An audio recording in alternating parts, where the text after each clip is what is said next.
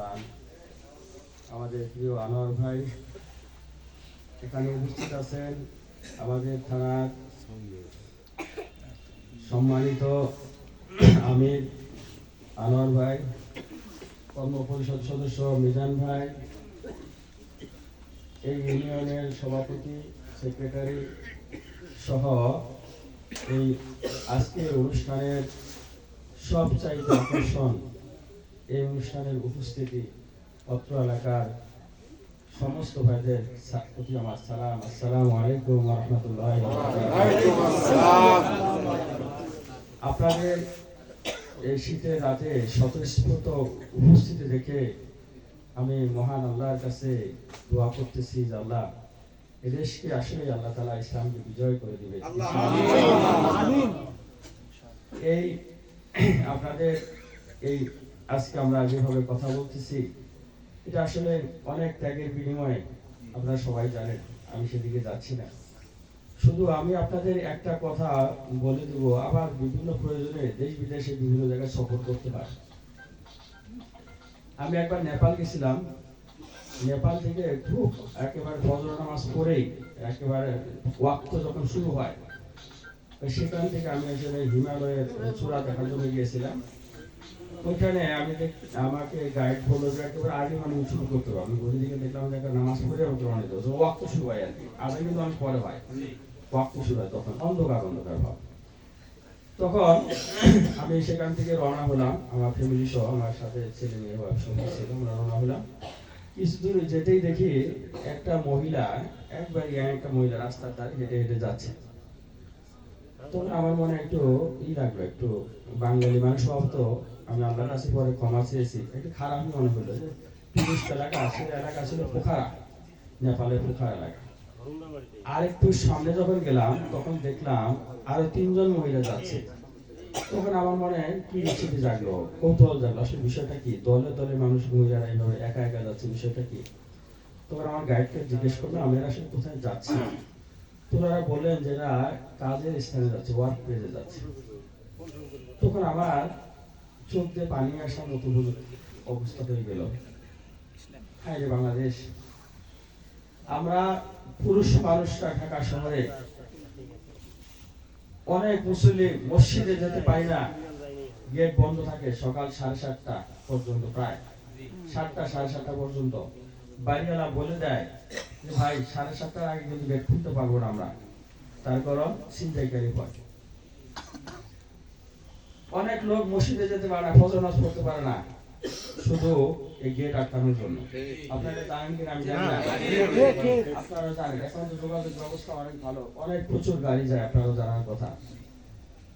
দেখেন, আর আজকে আমি যদি অসুস্থ হই, সন্তান পরে কি আমার মেয়ে বা আমার ওয়াইফ দোকান থেকে যে ওষুধ আনার মতো সাহস রাখে? রাখে না। পার্থক্যটা কোথায়? তারা, আমরা বলি হিন্দু রাষ্ট্র, নেপাল 70-100% হিন্দু রাষ্ট্র না, কিছু মুসলমান আছে, সংখ্যা খুব কম। অথচ দেখেন তাদের সামাজিক ব্যবস্থা দেখেন। অন্যান্য দেশে যদি গল্প করে অনেক টাইম লেগে যাবে, শুধু একেবারেই আমাদের দেশের কাছে, এবং অর্থনীতি আমাদের দেশ থেকে অনেক খারাপ, তাদের অর্থনৈতিক অবস্থা আমাদের থেকে অনেক খারাপ। আমাদের 1 টাকা, ওদের মেবি প্রায় 2 টাকার মতো আর কি, 2 থেকে 2.5 টাকার মতো আর কি, এত মান কম। এরা কিভাবে সমাজ পরিচালনা করছে, আর আমরা কি পেয়েছি? এই 54 বছর যারা দেশ স্বাধীন করেছে তারা আমাদের শুধু ধোঁকা দিয়েছে, আমাদের গায়ে লেবেল লাগিয়ে দিয়েছে আমরা রাজাকার, আমরা স্বাধীনতা বিরোধী, আমরা খুনি। এই লেবেল লাগিয়ে দিয়ে দিয়ে তারা বিক্রি করে করে এই 54 বছর দেশ স্বাধীন করেছে, আমাদের রক্ত চুষে খেয়েছে, আমাদেরকে অপমানিত করেছে। শুধু দেশ না, বিদেশেও আপনি কোথাও সম্মান পাবেন না। এদেশে শুধু অসৎ রাজনীতির জন্য আজকে আমাদের এই পরিস্থিতি।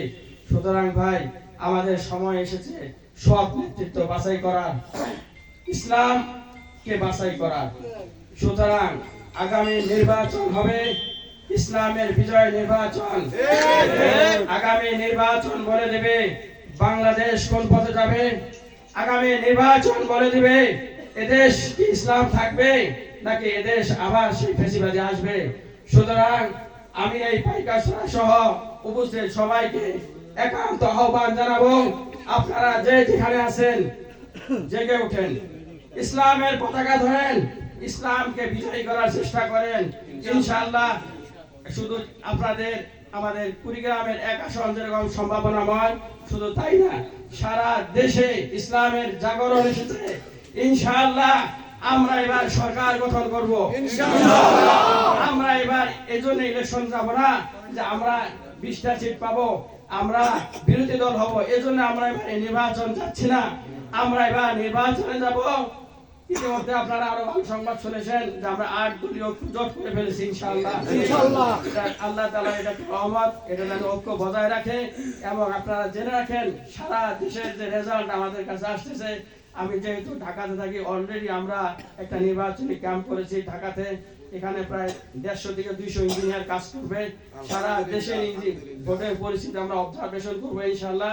কোন কেন্দ্রে দরকার পড়ে ওইখান থেকে আমরা কিভাবে মনিটরিং করে আপনারা দেখবেন ইনশাআল্লাহ, কিভাবে আমরা মনিটরিং করি ইনশাআল্লাহ। সুতরাং আপনারা ভয় পাবেন না, কোন শক্তিকে আপনারা ভয় পাবেন না। আমরা আপনাদের সাথে আছি, আমরা সব সময় আপনাদের সাথে আছি, কোনো ভয় নাই।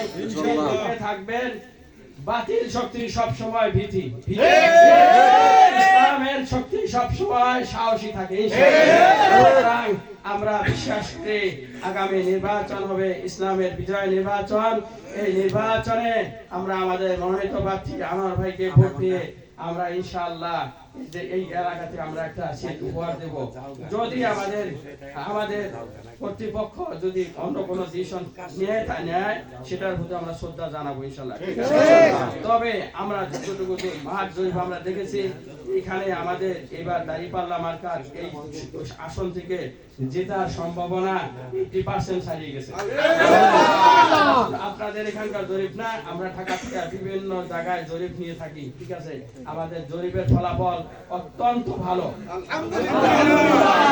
এই 54 বছর অসৎ নেতৃত্ব আমাদের জামাতে ইসলামের, যে কথাটা আমরা সবসময় বলে থাকি, এদেশে যে কোনো দেশের সবচেয়ে অশান্তির মূল কারণ হলো অসৎ নেতৃত্ব। এই 54 বছর অসৎ নেতৃত্ব দ্বারা শাসিত হয়ে আজ আমাদের এই অধঃপতন হয়েছে। আমাদের লজ্জা লাগে, আমরা যখন এই পাসপোর্ট যখন দেই আমাদের কাউন্টারে, অনেক সময় আপনারা বাইক ইসলাম শুনেছেন, আমি ইঞ্জিনিয়ারিং বিশ্ববিদ্যালয়তে পড়াশোনা করেছি, বাংলাদেশের সবচেয়ে ভালো বিশ্ববিদ্যালয়। শুধু তাই না, এই বিশ্ববিদ্যালয় সারা ওয়ার্ল্ডে রিকগনাইজ। এখানেও আমরা যখন পাসপোর্ট হলুদ এই সবুজ পাসপোর্টটা বাইরে অনেক সময় আমাদেরকে সাইডে দেয়। আমি ইংল্যান্ড যাওয়ার জন্য একটা দরখাস্ত করেছিলাম ভিসা অফিসে, 17টা ডকুমেন্ট চেয়েছে। আবার এই বাংলা পৃথিবীতে অনেক আমেরিকার কানাডা পাসপোর্ট যদি থাকে, ব্রিটিশ পাসপোর্ট থাকে, আমেরিকান পাসপোর্ট থাকে, তাদের কিছু ভিসাই লাগে না, শুধু টিকিট করে আর চলে যায়। অবস্থাটা দেখছেন আমাদেরকে কোথায় নিয়ে গেছে। এই নেতৃত্ব, অসৎ নেতৃত্ব আমাদের শুধু এদেশেই না, দেশের বাইরেও আমাদের ভাবমূর্তি কিভাবে ক্ষুণ্ণ করেছে। সুতরাং এখান থেকে আমাদের বের হয়ে আসতে হবে, আমাদের জীবনযাত্রার মান বাড়াইতে হবে, হ্যাঁ, আমাদের ইসলামাইজেশন করতে হবে। সুতরাং আপনারা, আমার পক্ষ থেকে শুধু একটাই আপনাদের অনুরোধ, আপনারা কোনো রক্ত চক্ষু থেকে ভয় পাবেন না, ইনশাআল্লাহ ভয় পাবেন না। নিজেরা থাকবেন এবং ভাইদেরকে নিয়ে ভোট কেন্দ্রে যাবেন, সঠিক মতো ভোট দিবেন, কোনো ভয় নাই। আমরা আপনাদের সাথে আছি, আমরা আপনাদের সাথে আছি, কোনো ভয় নাই। রাত অনেক হয়ে গেছে, সরি আমার কাছে ঠান্ডা লাগছে। আমি আপনাদের এই সবার জন্য দোয়া কামনা করতেছি, এই অফিসের জন্য দোয়া কামনা করতেছি, বারাকাত চাচ্ছি। এটা যারা আয়োজন করেছেন তাদের জন্য দোয়া কামনা করতেছি, আল্লাহ তাদের রহমত ও বরকত নাযিল করুন। সংক্ষিপ্ত বক্তব্য শেষ করছি। সুবহানাকাল্লাহুম্মা ওয়া বিহামদিকা আশহাদু আল্লা ইলাহা ইল্লা আনতা আস্তাগফিরুকা ওয়া আতুবু ইলাইক।